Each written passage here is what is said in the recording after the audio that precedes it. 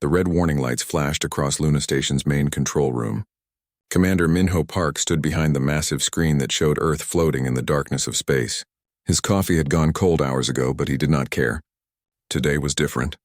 Today, humans would hear from aliens for the first time. "Signal is getting stronger," said So-Young Kim from her seat at the communications desk. Her fingers moved quickly over the buttons and switches. "This is really happening, Commander. We are about to talk to beings from another world." Minho nodded but kept his eyes on the screen. For months, Earth scientists had detected strange signals from deep space. The signals were too organized to be natural. Someone was trying to talk to them. The United Earth Defense Force had prepared for this moment for years, but now that it was here, Minho felt nervous. "Put it on the main screen," he said, "and make sure everyone on Earth can see this." The screen flickered and changed. Instead of showing Earth, it now showed a face that was not human. The creature had pale blue skin and large black eyes. Its head was longer than a human head, and it had no hair. When it spoke, its voice was calm and smooth. "Greetings, people of Earth," the alien said. "I am Threnix, ambassador of the Great Vorthak Empire. We have watched your species for many years. You have grown strong and spread to other worlds. It is time for us to meet." So-Young looked at Minho with excitement in her eyes. "This is amazing," she whispered. "They have been watching us. They know about our colonies." The alien continued speaking. "Your species shows promise. We have seen how you work together and build new things. The Vorthak Empire welcomes species like yours. We offer friendship and the chance to learn from each other." People all over Earth were watching the broadcast. In New York, families gathered around their screens. In Tokyo, workers stopped their jobs to watch. In London, the Prime Minister called an emergency meeting. Everyone wanted to hear what the aliens had to say. "We have much to offer each other," Threnix said. "Your people have built cities on other worlds. We have seen your colony on the planet you call Kepler 442b. The city of New Sol is very impressive. Your people work hard to build new homes among the stars." Minho felt proud when the alien mentioned their colony. Kepler 442b was one of humanity's greatest achievements. Almost 3 million people lived there now. They had built farms, schools, and factories. It was proof that humans could survive anywhere. But then something changed in Threnix's voice. The friendly tone disappeared. The alien's black eyes seemed to grow darker. "However," Threnix said, "the galaxy belongs to the Vorthak Empire. We have ruled the stars for thousands of years. When new species appear, they must learn their place. Today we will show you what happens to those who do not understand." The screen changed again. Now it showed the surface of Kepler 442b. Minho could see the buildings of New Sol City from high above. The city looked peaceful. People were walking in the streets. Children played in the parks. Everything looked normal. "What is he talking about?" So-Young asked. Her voice sounded worried now. Suddenly, bright lights appeared in the sky above New Sol. They were ships, alien ships. They were much larger than any human ship. The ships moved slowly over the city like giant metal birds. "The people of New Sol do not yet know what is coming," Threnix said. His voice was cold now. "But you will watch and learn." The alien ships began firing. Bright beams of energy shot down from the ships and hit the buildings below. The beams cut through the structures like they were made of paper. Buildings that had taken years to build were destroyed in seconds. People ran through the streets screaming. Minho could see them from the camera high above. They looked like tiny ants running from a fire. Some tried to reach their cars. Others ran toward shelters. But there was nowhere to go. "Stop this," Minho shouted at the screen. "Stop killing them." But Threnix could not hear him. The alien continued to speak as the destruction continued below. "Your species must understand that resistance is useless," Threnix said. "We have destroyed countless worlds. Your people are not special. They are not strong. They are nothing." More ships appeared in the sky. These ships landed in the streets of New Sol. Alien soldiers came out of the ships. They were tall and thin, wearing dark armor. They carried weapons that fired the same bright energy beams. The soldiers moved through the city systematically. They went from building to building.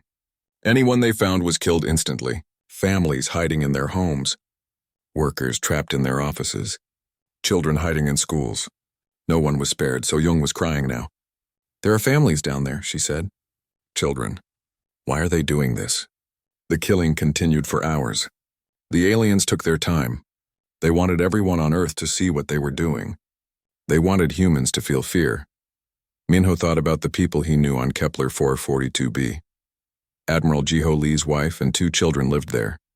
Dr. Sunho Kim's parents had retired there. Thousands of families had made new lives on that world. As the sun set on Kepler 442b, the city of New Seoul was gone. Where buildings once stood, there was only fire and smoke. The aliens had killed everyone. Nearly 3 million people were dead. Threnix appeared on the screen again. Behind him, Minho could see the burning city. "This is what happens to those who do not obey the Vorthak Empire," Threnix said. "Your species has 30 of your Earth days to surrender. Send us a message of complete submission. Give up all your weapons. Accept our rule. If you do not, every human world will burn like New Seoul." The screen went black. The transmission was over. The control room of Luna Station was silent. So Young had stopped crying, but tears still ran down her face. Minho stared at the empty screen. He felt something growing inside him. It was not fear. It was anger. It was rage unlike anything he had ever felt. Across Earth, 12 billion people had watched their fellow humans die. They had seen their friends and families murdered for no reason except to send a message. The aliens thought this would make humans afraid. They were wrong. The aliens had just made the biggest mistake in their long history. They had shown humans what they were capable of. And now humans would show them what they were capable of in return. The war was about to begin. The emergency session of the United Earth Assembly had been going on for 12 hours. President Yoonji Choi looked tired as she watched the heated debate from her seat at the front of the Great Hall. Representatives from every nation on Earth had come to Geneva. They all had different ideas about what to do next. "We must surrender," said the representative from Brazil. "You saw what they did to New Seoul. They have weapons we cannot fight. If we resist, they will kill everyone on Earth." "Surrender is not an option," replied the representative from Japan. "If we give up now, we will become slaves forever. At least if we fight, we die as free people." The arguments continued. Some wanted to negotiate. Others wanted to hide. A few even suggested running away to distant stars. But one man had been silent during all the debates. Admiral Jiho Lee sat in the front row, his face like stone. President Choi knew what the admiral was thinking. His wife Yoonhee and his 2 children, Do-hyun and Nara, had been living in New Seoul. They were among the 3 million people killed in the broadcast. She had seen the admiral watch his family die on live television. Finally, President Choi stood up. The arguing stopped. Everyone looked at her. "Admiral Lee," she said, "you have been quiet all day. What do you think we should do?" Admiral Lee stood slowly. He was a big man with gray hair and tired eyes. When he spoke, his voice was calm, but everyone could hear the anger underneath. "I think," he said, "that the aliens made a mistake. They think they scared us. They think we will run away like frightened children. But they do not understand humans very well." He walked to the center of the room. Every representative watched him. "My family is dead," he continued. "My wife and children were murdered to send us a message. But I know what message they really sent. They told us exactly who they are. They are bullies who kill innocent people to get what they want. And there is only one way to deal with bullies." "What way is that?" asked President Choi. "You hit them back," Admiral Lee said. "You hit them so hard they never bother anyone again." Meanwhile, in a laboratory deep underground in Seoul, Dr. Yunwoo Yang was studying the alien transmission over and over again. He had been watching the footage for hours, taking notes and making calculations. His assistant, weapons engineer Min Ji-oh, worked beside him. "Look at this," Dr. Yang said, pointing at the screen. "See how their energy weapons work? They fire in straight lines. They cannot curve around corners or follow moving targets." Minji leaned closer to look. "And look at their ships," she said. "They are big and heavy. They move slowly. Our fighters are much faster." "Exactly," Dr. Yang said. "Their technology is powerful, but it is old. They have been using the same weapons for thousands of years. They never had to improve because everyone they fought just gave up. They had been working together since the broadcast ended." Dr. Yang studied alien biology and technology. Minji designed new weapons and ships. What they were discovering was very interesting. "They are not as advanced as they want us to think," Minji said. "Yes, their weapons are strong, but they fight like people who have never lost a real war." Dr. Yang nodded. "Every species they conquered before must have surrendered quickly." "They are not used to fighting enemies who fight back hard. In another part of the world, Civilian coordinator Kyung-Soo Han was working with logistics specialist Dayoung Shin. They were organizing the biggest mobilization in human history. Every military base on Earth was receiving new orders. Every factory was switching to making weapons and ships. "We need to move fast," Kyung-Soo said as he looked at reports from around the world. 30 days is not much time. "The factories in China can build fighters," Dayoung said, reading from her tablet. "The shipyards in America can make destroyers. Europe can produce the new weapons Dr. Yang and Minji are designing." "What about the other colonies?" Kyung-Soo asked. "Do we have contact with our people on other worlds?" Dayoung checked her communications. "Some colonies are still sending signals. The aliens did not attack all of them yet. Many people are hiding in underground shelters." This was important news. If humans on other worlds were still alive, they could help fight back. Back at the assembly, military strategist Taemin Yu was presenting a plan to the representatives. He stood in front of a large map that showed human space. "The aliens expect us to defend Earth," he said. "They think we will put all our ships around our home planet and wait for them to attack. But that is not what we are going to do." "Then what?" asked the representative from Germany. "We are going to attack them first," Taemin said. "While they are getting ready to destroy Earth, we will hit their ships and their worlds. We will fight them everywhere at once." Some representatives looked shocked. "That is impossible," said the representative from Canada. "We only have a few hundred ships. They probably have thousands." "Numbers do not always win wars," Taemin replied. "Speed and surprise can beat bigger armies. The aliens are slow and careful. We will be fast and unpredictable." Admiral Lee spoke again. "The aliens think they know how humans fight because they have watched us. But they have only seen us fight each other. They have never seen what happens when all humans fight together against the same enemy." President Choi looked around the room. She could see that the representatives were starting to understand.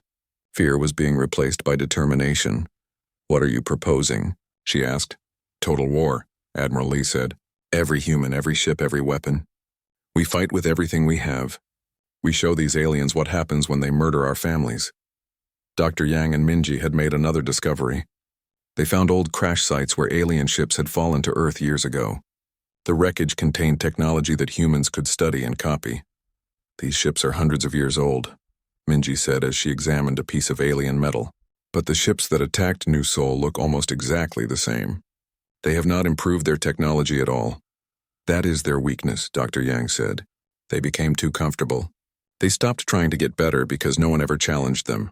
They started designing new human weapons based on what they learned. The weapons would be different from anything the aliens had seen before." As the day ended, President Choi called for a vote.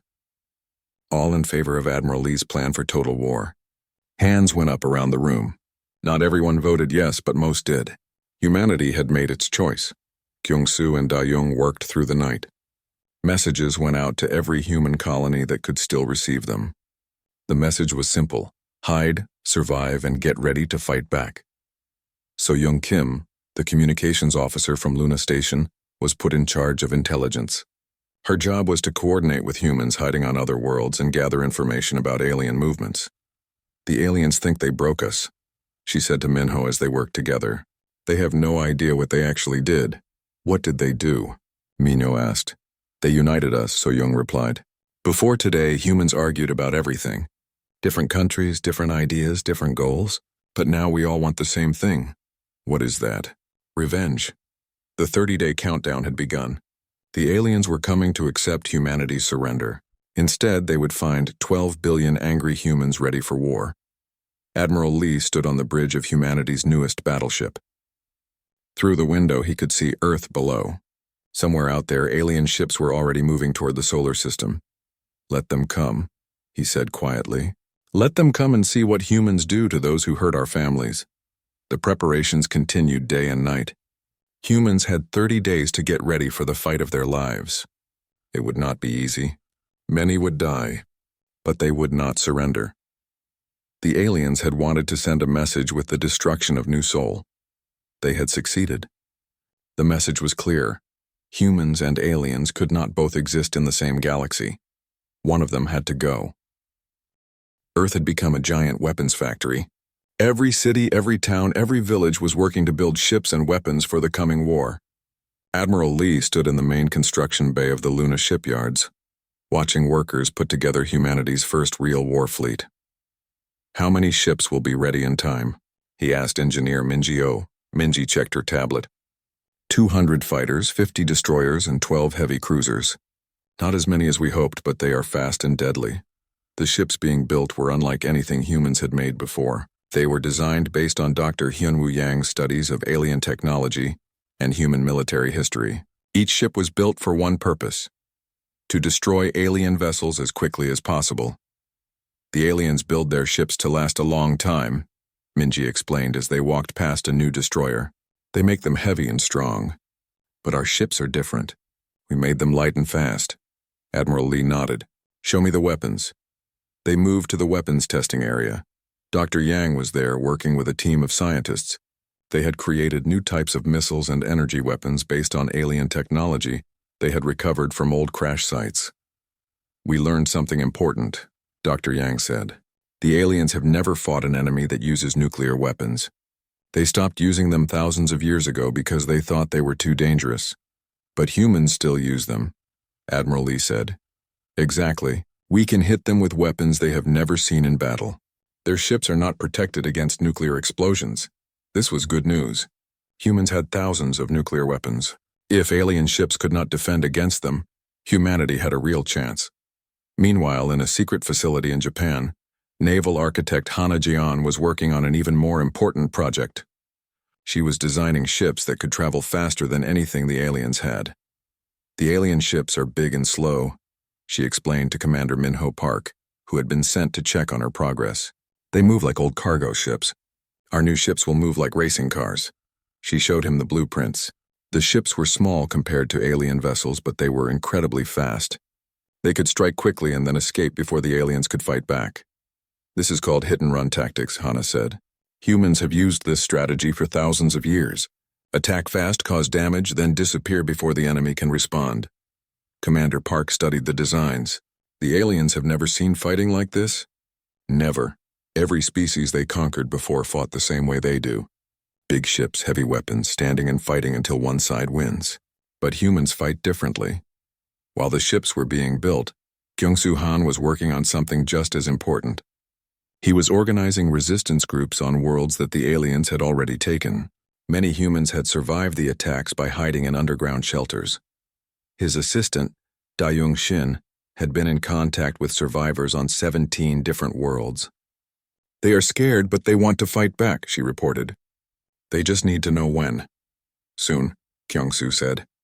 "When our fleet attacks, the resistance groups will attack too. The aliens will be fighting on hundreds of worlds at the same time."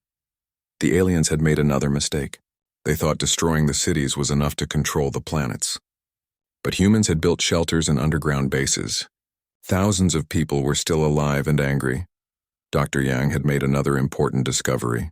He had been studying recordings of alien soldiers from the New Sol attack. What he found surprised him.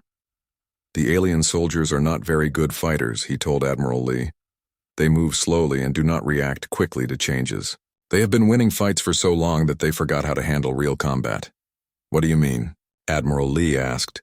"They expect enemies to run away or surrender quickly. When that does not happen, they do not know what to do. Human soldiers are trained to keep fighting even when things go wrong." This was because humans had been fighting wars against each other for thousands of years. Every human soldier knew how to adapt and survive in battle. Alien soldiers had only fought against enemies who gave up easily. Tae-min Yu, the military strategist, was putting together the overall battle plan. He worked with commanders from every human military force. What they created was unlike any battle plan in history. "We will not fight one big battle," he explained to the assembled officers. "We will fight hundreds of small battles all at the same time. Every alien ship will be attacked by multiple human ships from different directions." The plan was complex, but it used humanity's greatest strength, the ability to work together in small groups while following a larger strategy. Human military units had always been good at independent action while supporting overall goals. "The aliens expect us to put all our ships together and fight them in one place," Taemin continued. "Instead, our ships will spread out across the entire solar system. When they arrive, they will be surrounded." Meanwhile, So-Young Kim was coordinating intelligence from across human space. Her network of contacts included not just humans, but also aliens who had been conquered by the Vorthak Empire. "We found something interesting," she reported to Admiral Lee. "The Vorthak Empire has many enemies. Other alien species hate them too, but they were too afraid to fight back. Are they willing to help us?" Admiral Lee asked. "Some of them are. They want to see what happens when someone actually fights the Vorthak. If we can win some battles, other species might join us. This meant the war could become much bigger than just humans versus aliens.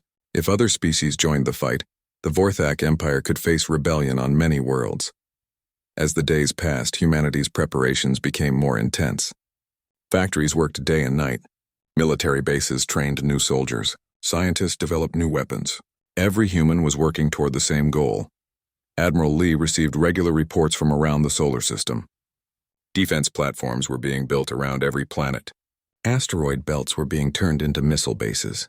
Even Earth's moon was covered with weapons. "The aliens think they will find us hiding on Earth," he said to his staff. "Instead, they will find the entire solar system ready for war." Dr. Yang had one more surprise. His team had developed a new type of weapon that the aliens would never expect. Biological warfare designed specifically for Vorthak physiology. "We studied their biology from the broadcast footage," he explained. "We can create viruses that will only affect them, not humans or other species. It will spread through their ships and make them sick. Is that not too dangerous?" asked Minji. "They killed 3 million innocent people," Dr. Yang replied. "They deserve everything we can give them." Hana Jeon finished the first of her new ships. It was called the Soul Avenger, named after the destroyed city. The ship was small and fast, armed with nuclear missiles and the new energy weapons. Commander Park took the ship for its first test flight. It moved through space like nothing humans had ever built before. It could accelerate faster than alien ships, turn more quickly, and strike from unexpected angles. "This changes everything," he reported back to Earth. "If all our ships can move like this, we can run circles around the aliens." With 10 days left before the alien deadline, humanity was almost ready. The fleet was assembled. The weapons were tested. The resistance groups were in position. But Admiral Lee knew the hardest part was still coming. "We have good ships and good weapons," he said to President Choi during their final planning meeting. "But war is not just about technology. It is about will. Do we have the will to do whatever it takes to win?" President Choi looked at the reports from around the world. Every nation was united in purpose. Every human was ready to fight. The species that had once fought each other over small pieces of land was now united against a common enemy. "Yes," she said, "we have the will. The aliens gave us that will when they murdered our people." The 30-day deadline was almost over. Long-range sensors detected alien ships at the edge of the solar system. They were moving slowly, confidently. They expected to find broken humans ready to surrender. Instead, they would find something the galaxy had never seen before. An entire species united in fury, armed with weapons designed for total war, and absolutely determined to make their enemies pay for every human life they had taken. Admiral Lee stood on the bridge of his flagship, looking out at the human fleet. 200 ships floated in space around him, each one crewed by people who had lost friends or family on New Sol. "They are coming," reported the sensor officer. "Good," Admiral Lee said. "Let them come. It is time to show them what happens when you attack humans." The war was about to begin, and the aliens were about to learn that they had picked the wrong species to threaten. The Vorthak fleet arrived at the edge of the solar system exactly 30 days after their ultimatum. 300 massive ships moved slowly toward Earth, their dark hulls gleaming in the light of the sun. On the flagship, Admiral Crethon studied the sensor readings with satisfaction. "Any response from the humans?" he asked his communications officer. "Nothing, Admiral. Complete silence from all human worlds." "Good. They have accepted their fate. Prepare to broadcast our terms of surrender to Earth." But Admiral Crethon was wrong. The humans had not accepted anything. Hidden throughout the solar system, 200 human ships waited in complete silence. Their new stealth technology, developed by Minji Oh, made them invisible to alien sensors. On the bridge of the human flagship, Admiral Lee watched the alien fleet approach. His crew was tense but ready. They had trained for this moment for 30 days. "All ships report ready," said Commander Park from his position at the tactical station. "Dr. Yang's virus bombs are loaded. reported Weapons Officer Taehyung Nam. Resistance groups across the galaxy are standing by, added Intelligence Officer Soyoung Kim. Admiral Lee took a deep breath. In a few minutes, everything would change. Either humanity would strike the first blow in their war for survival, or they would die trying. Signal all ships, he said, for New Sol, for our families, for humanity. The response came back from every ship in the fleet. For humanity. Attack. The battle began not with the aliens bombarding Earth, but with human ships appearing from everywhere at once. They materialized out of the darkness like ghosts, their weapons already firing. Nuclear missiles streaked toward alien ships from 6 different directions. The first alien ship exploded before its crew even knew they were under attack. Then the second, then the third. In the first 30 seconds of the battle, humans destroyed 12 Vorthak vessels. Impossible! Admiral Crethon shouted as his ship shook from a missile impact. Where did they come from? Our sensors showed nothing. They were hiding, Admiral, his tactical officer reported. Their ships are much smaller than we expected, and much faster. This was exactly what Taemin Yu had planned. Instead of meeting the aliens in one big battle, human ships attacked from everywhere. Each alien ship found itself fighting 3 or 4 human vessels at once. Commander Park led the first strike group in the Soul Avenger. His ship moved through space like a bullet, firing missiles and energy beams at a massive alien cruiser.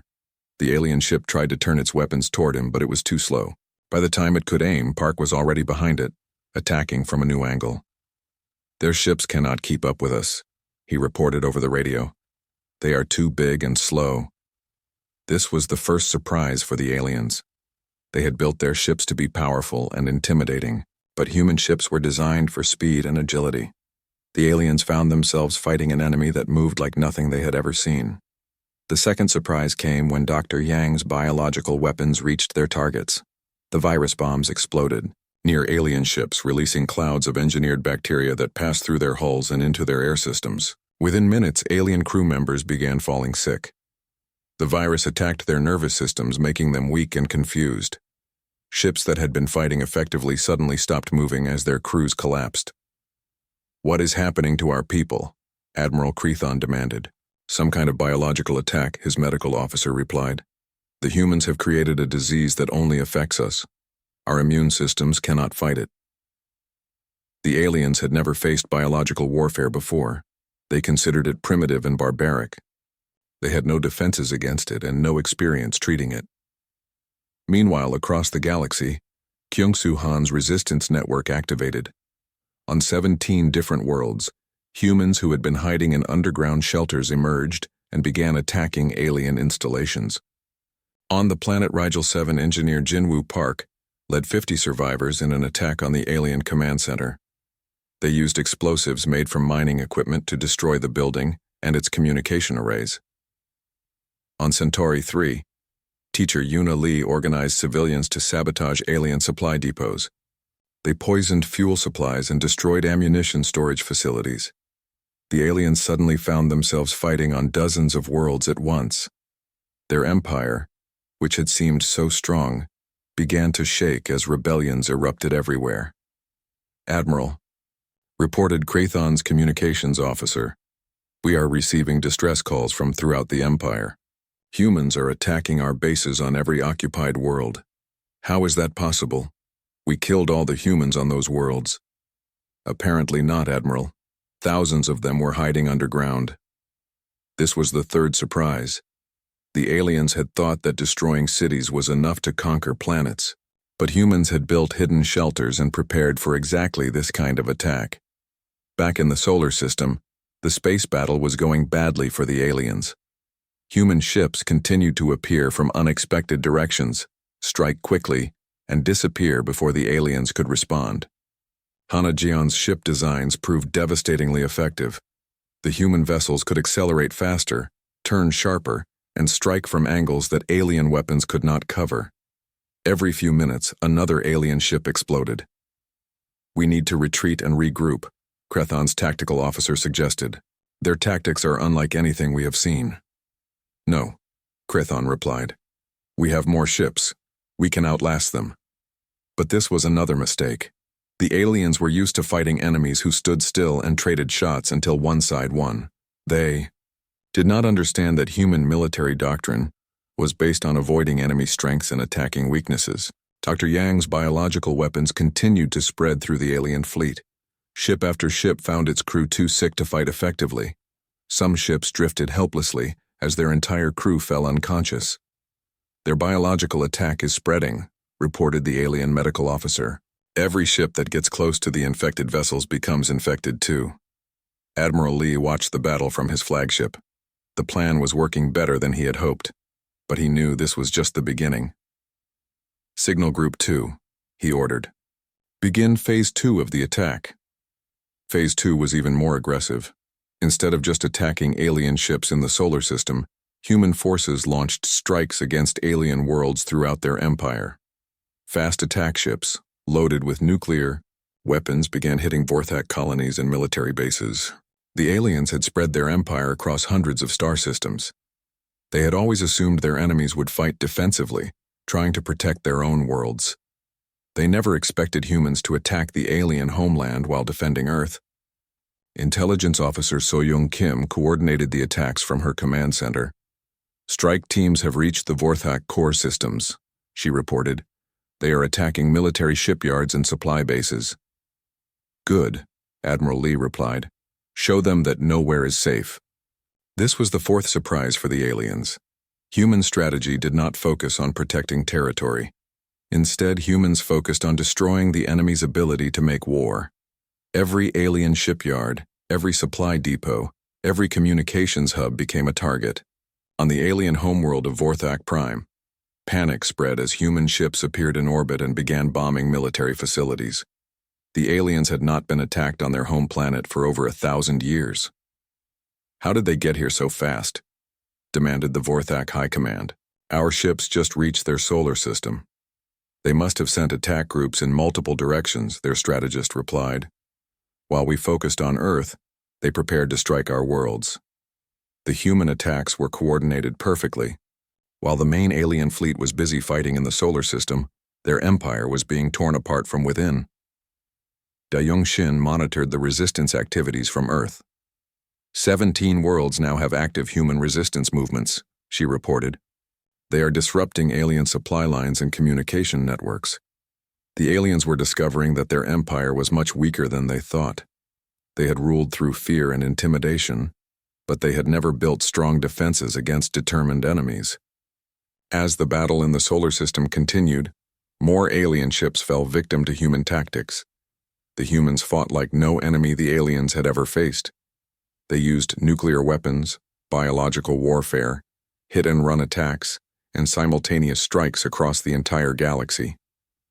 "This is not how wars are supposed to be fought," Admiral Crethon said as another of his ships exploded. "Tell that to the humans," his tactical officer replied. Admiral Lee received a message from Earth. President Choi had been monitoring the battle from the command center in Geneva. "How are we doing?" she asked. "Better than expected," Lee replied. "We have destroyed 60 alien ships and lost only 8 of our own. The biological weapons are spreading through their fleet, and the resistance groups are causing chaos across their empire. What happens next? Now we show them what total war really means." Lee turned to his communications officer. "Send the message to all human forces everywhere. Begin the final phase."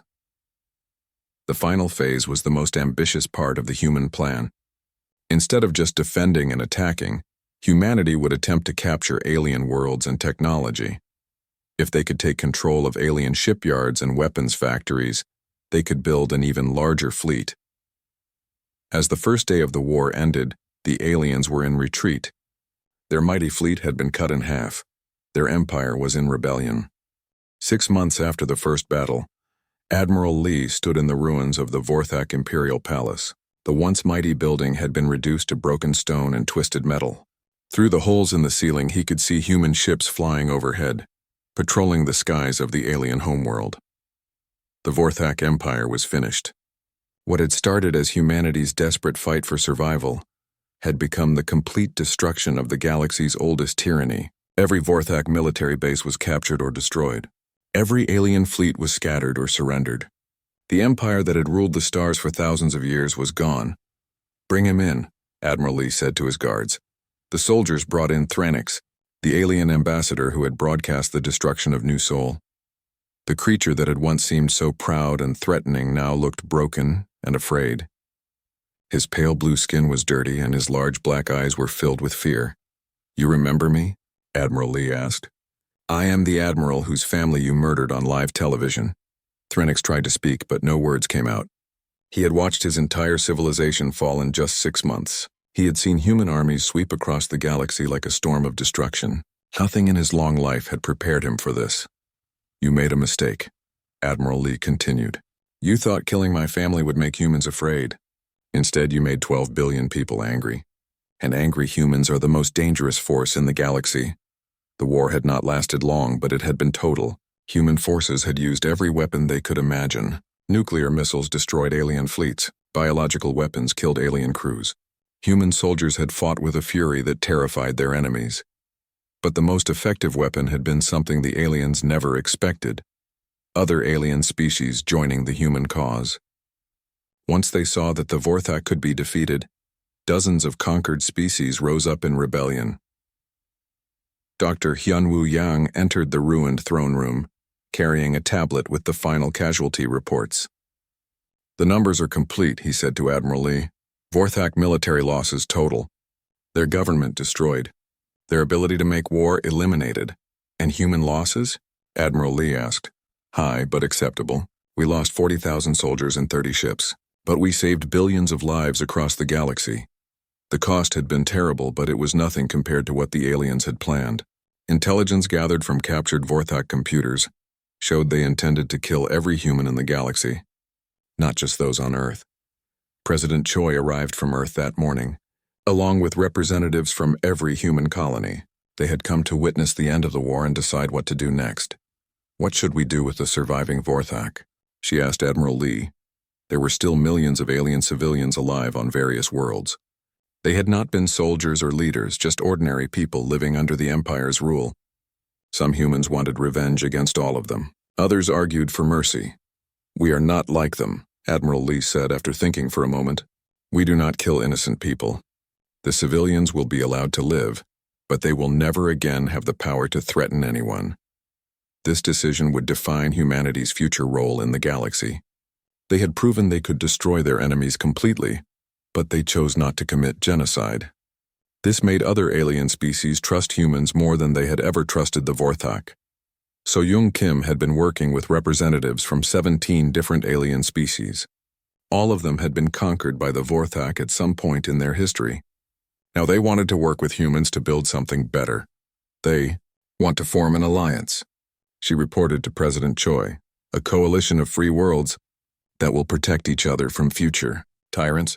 "What would humanity's role be in this coalition?" President Choi asked. "They want us to lead it.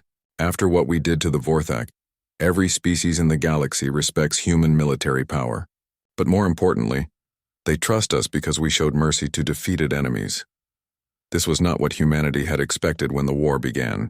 They had only wanted to survive and get revenge for New Sol. Now, they were being asked to become the protectors of galactic freedom. Dr. Yang had established a new research institute on the former Vorthak homeworld. The Xenocide Prevention Institute would study alien civilizations and watch for signs of future genocidal behavior.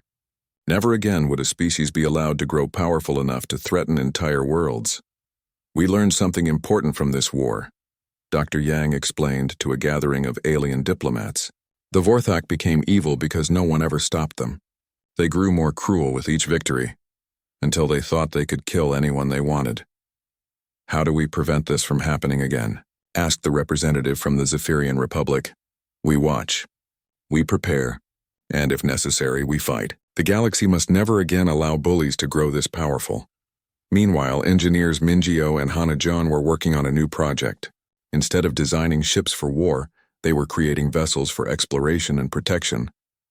The technology developed during humanity's fury would now serve to defend the innocent.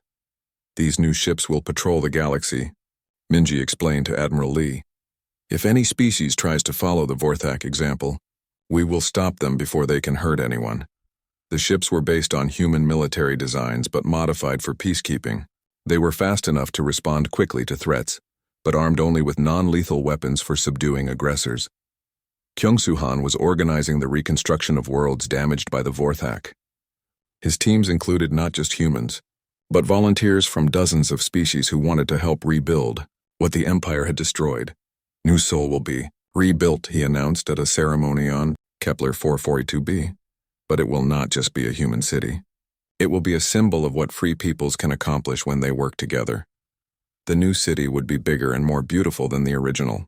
Species from across the galaxy had contributed designs, technology, and resources. The city that had been destroyed to terrorize humanity would become a monument to hope. On Earth, Taemin Yu was training a new kind of military force. The Human Liberation Corps would not fight wars of conquest like the Vorthak. Instead, they would specialize in helping oppressed peoples fight for their freedom. We will never again allow what happened to New Sol, he told his new recruits. Our job is to make sure that no species ever has to face extinction alone. Dayung Shin coordinated the new intelligence network that monitored the entire galaxy. Her agents included humans and aliens working together to identify potential threats before they could grow dangerous.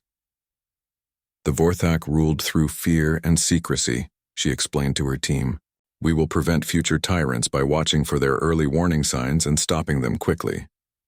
As the months passed, a new order emerged in the galaxy. The Human Liberation Coalition grew to include over 50 species. Trade and cultural exchange flourished as worlds that had been isolated under Vorthak rule began to interact freely. Admiral Lee retired from active military service and became the first director of galactic security.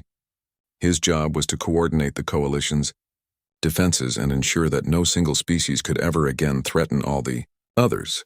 Humans did not ask to become the galaxy's guardians, he said in his acceptance speech. But when we saw innocent people being murdered, we could not stand by and do nothing. That is who we are. That is who we will always be. Commander Park returned to exploration, leading expeditions to discover new worlds and make contact with unknown species. But now he carried a different message than the old human explorers. Instead of claiming territory for humanity, he offered protection and friendship. The memorial on Kepler 442b was completed 1 year after the end of the war. The names of all 2.8 million victims were carved into black stone, surrounded by gardens representing every species in the coalition.